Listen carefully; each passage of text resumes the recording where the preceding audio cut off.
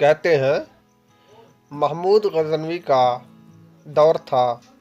ایک شخص کی طبیعت ناساز ہوئی تو طبیب کے پاس گیا اور کہا کہ مجھے دوائی بنا کے دو۔ طبیب نے کہا کہ دوائی کے لیے جو چیزیں درکار ہیں سب ہیں سوا شہد کے۔ تم اگر شہد کہیں سے لا دو تو میں دوائی تیار کر دیتا ہوں۔ اتفاق سے موسم شہد کا نہیں تھا۔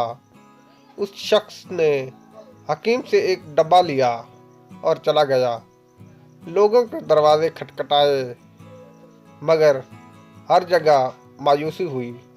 جب مسئلہ حل نہ ہوا تو وہ محمود غزنوی کے دربار میں حاضر ہوا۔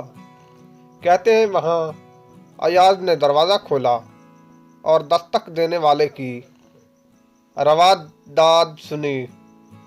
اس نے وہ چھوٹی سی ڈبہ دی اور کہا کہ مجھے اس میں شہد چاہیے۔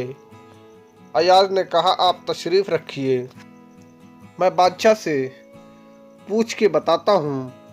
ایاز وہ ڈبیا لے کر بادشاہ کے سامنے حاضر ہوا اور عرض کی کہ بادشاہ سلامت، ایک سائل کو شہد کی ضرورت ہے۔ بادشاہ نے وہ ڈبیا لی اور سائیڈ میں رکھ دی۔ ایاز کو کہا کہ 3 بڑے ڈبے شہد کے اٹھا کے اس کو دے دیے جائیں۔